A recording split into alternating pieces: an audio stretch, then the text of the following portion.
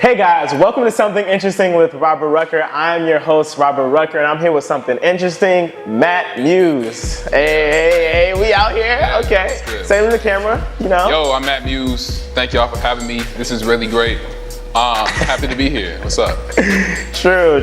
Okay, so yeah, I'm interviewing Matt Muse. He's a great recording artist, so let's start with just some chill questions. So I'm gonna start cool. So if you can have any car, what would it be? Damn. I've been really giving this thought lately because my car sucks and I want a new car. But it's a blessing though. Shit. I gotta pick three. Okay. My number one for a while was the Rolls Royce Phantom, but as of lately I've fallen in love with Teslas and Range Rovers. Oh, okay. Yeah. Okay, you got some expensive taste. That's always good. Teslas are reasonably priced. Extremely reasonable. Phantoms are ridiculous, but you know. But you going to the top, so exactly. It doesn't even matter. You get it. What's the price? We don't even look at the price tag. Right, I do, but yeah, you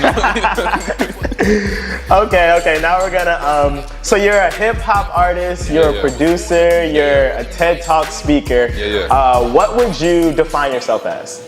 All in one. All in one, an artist. That's an artist. As simple as that. Yeah. I think everything I do, especially now that I've graduated and I'm in it full time, is related to my art in some type of way. So yeah. Okay. So an artist, and you more so rap. I am a rapper. Yes. You are a rapper. Okay. So how long have you been rapping? Seriously, about 6 years. I started rapping when I was like 13, but professionally and seriously, like really trying to hone my craft for about 6 years. Okay, so you've been rapping for that long. Did you go to school? Yes. And like, which school? I'm thinking college. Oh, college. I was speaking specifically college. Okay. Yeah. I guess I should have I went to college. Specified. Oh, so you went to college? Did you study music while in college? No. So I went to Northern Illinois University. I graduated. NIU. Shout out. Yeah. Gang. I graduated last May and I studied corporate communications. Okay. That's cool. So do you think that it's important for those who want to be music artists? Do you think it's important to go to school for music? Do you think it's important to go to school? I honestly think it's important for you to follow whatever path is best, because unless you live in New York and you're under the poverty line, school is not free. And so shout out to New York. But that was that. Hey, all you New York students who are going to state school for free, enjoy that, because I didn't get to go to school for free. But yeah, so school isn't free, so you should never like do anything just to say you're doing it.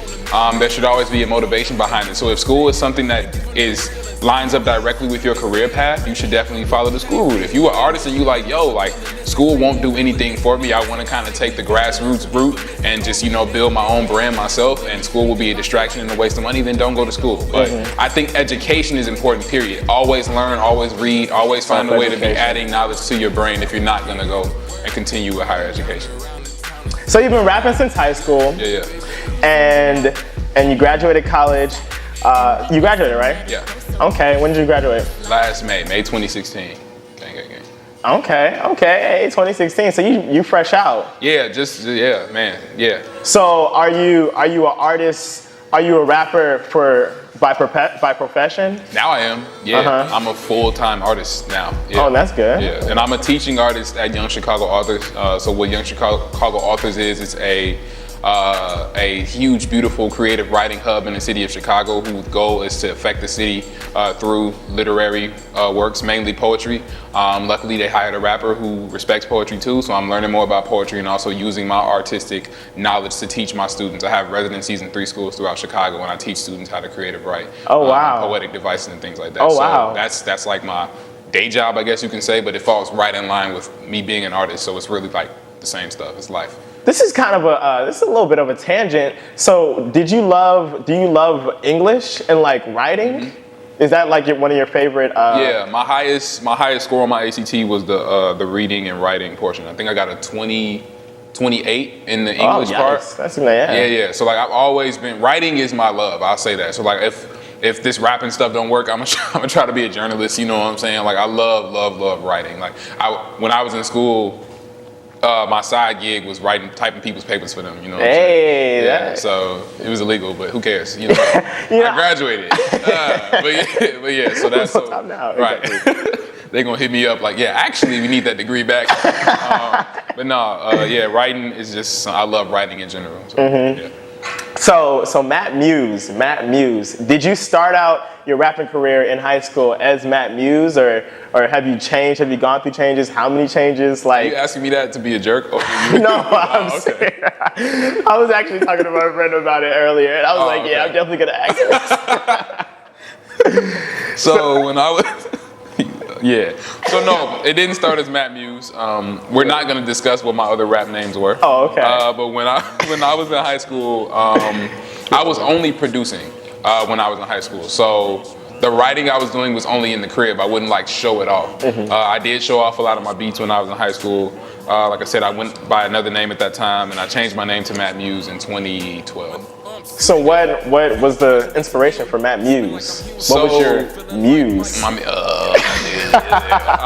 I've always I always loved the word muse, not only as like it being the thing or the woman specifically who motivates you to do something, but also it being, so like in Greek mythology, the 7 muses were different goddesses of like art, poetry. I don't remember all of them, but yeah, they were about art. So that's where my obsession with the word muse came from. So I'm gonna tell you the real story of how there's like a cute story, but the real story is basically, and it's not that cute.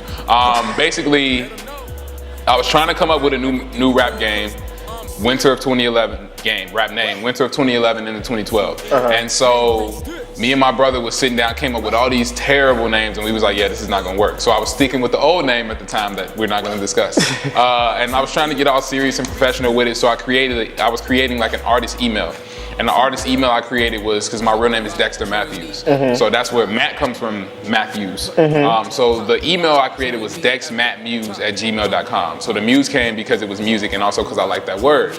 And so somebody had asked me, they was like, yo, what's your email? And I said, it's Dex Matt Muse, like, so they could get the time to write it down at gmail.com. And I was like, oh shit, Matt Muse sounds like a name. That's gonna be my name, and it's been my name ever since. And I mean, it's swaggy. Yeah, thank you. I'm not with it heavy. I didn't ask if I could curse in the show or not. I mean, we just having a conversation, you know? Cool. Don't, All right, nothing extra, or, no, not nothing extra, but like, it's you. Okay. Give me you. All right, cool. Cool. I had to nail it in, you know? I feel you. Okay, so rapping, do you think it's a talent or a skill? Ooh, I mean, it depends on who. Yeah. It depends on who I got some good questions. It depends on who you're talking about, because like I think being able to piece words together in a way that's enjoyable to the ear, that's a talent. Some people might naturally know how to do that. You know, like for example, my brother is a really good freestyler. It's just natural to him. Yeah. But you know, some people like myself, when I first started rapping, it was terrible. Like I don't enjoy listening to it now. So it wasn't good. So, but I believe over time I honed it and made it became a skill. Like I used the talent I had was punchlines and being able to do wordplay. I didn't have the flow, I didn't have delivery, I didn't have any swag behind what I was doing. So all of that, the delivery, the flow, saying it with confidence, that's all a skill. Whereas the talent was just knowing how to write and knowing how to play with words. So I would say it's a combination of both, and really depending on who you ask, it could be a skill or a talent for them, you know? Okay, that made sense. So who's some of what's your dream collab? Dream collab? Yeah. Ooh, I have a few. I really want to do a song with Jay-Z. Jay-Z? Yeah, like even more now than I did when he was popping, because I feel like youth really don't appreciate like how good he is, because I guess his time has came and went. And because the world has sped up so much in the last 5 years, you know, with the advancements in technology, you know, kids aren't going back and listening to Kingdom Come. Whereas Kingdom Come was the first Jay-Z album I ever heard straight through, and I loved it. I'm trying to teach my high school students Kingdom Come, and 10 of them raising their hands like, oh, I hate Jay-Z. And I'm like, oh my God, you know what I'm saying? But because I do appreciate, you know, who he is and his unique form of lyricism, I would love to make a song with him, because I think I learned a lot from him. Production wise, I really want to rap on the Metro Boomin beat. Like Metro Boomin is just that's my Morehouse brother. So good. And then he went to Morehouse, like that's crazy. So yeah. I mean, obviously the Kanye's, you know, that's a given because he's my biggest inspiration, period. But I would say Metro and Jay-Z. And Kanye's your biggest inspiration. That was going to be my next question. Okay, Who's your biggest inspiration? Kanye. And why Kanye? Because he was telling a story. He was telling my story while it was becoming my story. Like he came out and was popping like while I was experiencing Chicago, while I was riding the CTA every day for the first time, going to Chicago public schools, you know. And while I wasn't in college, wanting to be a college dropout, when he would talk about these little pieces of Chicago, I'm like, man, not only, and this is a guy that's the same complexion as me, from the same city, from the same part of the city as me, it's literally all the same type stuff, you know what I'm saying? So I'm looking at him like, yo, if he can do this, I can do this, number one, and his music was just so motivational. Like, I still take lessons from him and Jay-Z in common, like literally bars that they've said, I apply as lessons in my life, you feel me? So, yeah. That's it. And you know, I was gonna come to this later, but the way the interview is going, you tell really deep stories. I recognized at your show today that you said that the Sick tape, which is coming out, you know, it's out. It tells a story. Yeah. Do you always tell stories with your music? And do you think that's important? Well, let's go. Do you always tell stories with your music? No. Well, I don't know. I feel like hip hop is one big story all the time though. Like if you're speaking your truth, you're always telling your story. So I think even the songs where it's not a clear cut, so like the song Promised Land, used to take the CTA down to Morgan Park, it starts off as a story, you feel me? Whereas, you know, another song, like we got this song called Shut Up, where I'm literally just talking my shit. But even in that, I'm saying things that are little pieces of my story. So I would say no, but kind of, sort of, yeah. And do I think stories are important? Storytelling is what hip hop is. It's like kind of how it started. So it's gonna always be relevant. It's gonna always be important. You know, and like people think that just because an artist is not a lyricist, he can't tell stories. Like Future on his album Future, is it Future or Hendrix? The yellow one. What's the yellow one? Okay. You don't know? Yeah. Okay. Whatever the yellow one is of the new one, Hendrix. Okay. So Hendrix. He has a song called Feds Did a Sweep on there. You know what I'm saying? And it's a story. He's telling a story. He's got all these other turned up songs, Mask Off. You know what I'm saying? But and on this same album, he has Feds Did a Sweep. So I feel like the story is always going to be relevant to hip hop, and people who make this music are always going to tell stories. You know, no matter what. Okay, and you kept saying hip hop and rap. I remember when you did that TED Talk. Yeah. Yes. So do you think that there's a difference between rap and hip hop? And we'll go into a little detail with that. Oh, that's such a hard question. I think when I did the TED Talk, which was over a year ago. Oh, not yet. It was like next week a year ago. Oh, really? Yeah. I think my vision has changed slightly. I still believe that there's a difference. But kind of the way I worded it in the TED Talk isn't how I would word it now. I would just say that because I'm still figuring out the answer, rapping is a verb, hip hop is a genre. That's the way I put it. So, like, yeah. And then if you want to hear how I felt about it a year ago, go watch the TED Talk and you'll see more of a breakdown of that. Okay, yeah. Check out the TED Talk. I'll put in the link. Cool. Okay, so tell us some of your earlier projects. I don't talk about old shit, you feel me? Oh, okay. No, I mean, I dropped some stuff while I was in college. A project called Matthew Music, a project called Turn Me Up, a project called Front Row Girl, and then my first ever project was called Never Stop. Oh yes, Never Stop. So do you think you get, I mean, obviously. Do I think I've gotten better? Yeah, do you think you get better every single song? Or how do you think it goes? I mean, I personally enjoy my latest stuff more than anything I've made. I hope the people listening, you know, feel the same way, because that's very important too. But yeah, I think it's all about improvement. I always listen to my old stuff like not hating on it, but like what could I do to get better? And so when I dropped the Sick tape, the things that I wanted to work on mostly was the sound quality. that was the most important thing because I didn't record any of my old stuff in professional studios. Everything on the SiRR tape was recorded in professional studios or mixed and mastered in the professional studio. So sound quality, flow, songwriting ability, and then telling the story and being deep with it.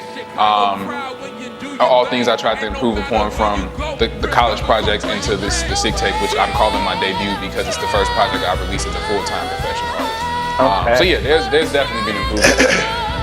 And so now, I was doing a little research. So you call the SiRR tape, you say it's a science fiction story that serves as your personal love letter to the city of Chicago. Yeah. Explain that.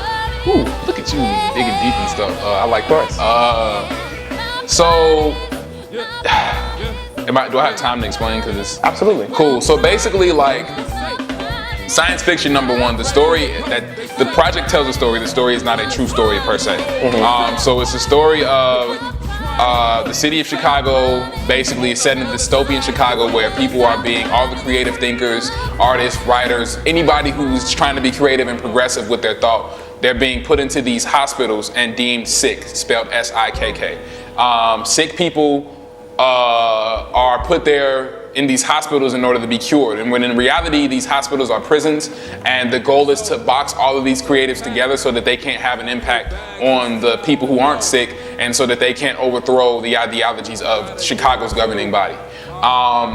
So the project chronicles a prison escape that features three or four guys who escaped in a 1994 Chevy Cavalier. And so the prison is like on the outskirts of Illinois. So they're getting in this car and trying to go back to the city to infect the city with their sickness and then overthrow this establishment.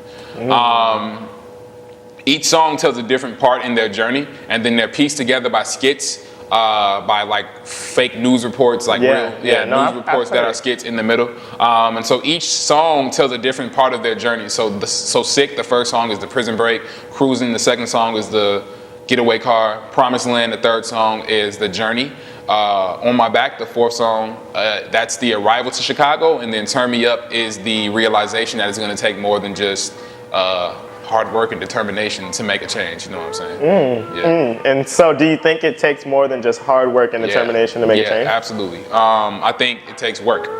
Like you can, I take away hard work because I didn't mean to say that. Determination and talking to make a change. Absolutely. It takes hard work and really believing in the work and really believing in the place you're trying to change. So in this case, Chicago, you have to really love and believe in what's happening there to tell our stories correctly. So it's my love letter to Chicago because in the songs I find different ways to highlight positives about the city that aren't really talked about in the news and the media, especially on a mass level.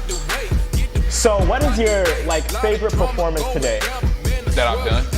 Yeah, today. iFest, I don't have one. I have to give you like three. iFest was epic. NYU was crazy on the tour so far. NYU was so dope. I love it. And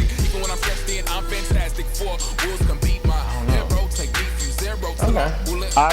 iFest seemed exciting. 10,000 people. Yeah, iFest was epic. NIU, the show at NIU was really dope too. So NYU and NIU, but I mean, clearly iFest, I got to meet Common that day. Performing on the same stage as Common, J. Cole, like all of that. That was epic. What would you say is the main focus of your music? Just to being real about who I am and telling my story at all times. So like, I don't care if the song's about fun sexual relations or it's about making Chicago a better place. It's always something that's true to me. You know what I'm saying? Like and that's what it's about. Like, and hoping that when I tell my stories, somebody else like me hears them and is motivated, just like I was when I heard Kanye and Jay-Z. Oh, true. To inspire. Okay, that's awesome. So what's next on the tour? So tomorrow we're going to Huntsville, Alabama for Fox Fest. Sounds like it's going to be a really dope festival created by a group called the Fox and Monaco Collective. It's going to be headlined by Nick Jenkins and it's going to feature some other dope artists. So I'll be doing a 30-minute set at that. Okay, true. Orgasms, are they real or not? Orgasms are real. Orgasms are real. Orgasms are definitely real. Okay, you sure? 100%. Your girl might be lying to you. I have to ask her. It's all in the way she moves. Okay, and you know, it's been fun. The 2-bar, I love how you do the 2-bar Tuesdays. Give us 8 bars. 8 bars? 8 bars. How do you do? I got a mystery to solve like Ruby, Ruby, Roo. How niggas be getting scrappy when they know they really shaggy. Calling Velma for they battles, man, I swear you niggas fool, ooh. Meanwhile, we in the mystery machine, something y'all ain't never seen, speeding closer to our dreams. How that old school Chevy got a new Bugatti gleam, cause the whole team balls, so we clean with Mr. Clean, me. Hey, so I mean, Matt, it's been great to have you, bro. You know, we out here, we've been friends since, you know, it's been great having you. You can tell your social media, website, all that. Find me at MattMuse12 on the Twitter and the Instagram. SoundCloud, Matt Muse, and yeah, just vibe with me. Thank y'all so much. Appreciate y'all having me. Thank you, Robert. Word to Robert, show some love. Word to the whole AUC, Morehouse, Spelman, Clark. This is a great experience being here. Literally blew my mind. A lot of sensory overload, if you know what I mean. And it was a good time. I'm happy to be here. And thank you for having me. And thank you guys so much for watching Something Interesting with Robert Rucker. Appreciate it.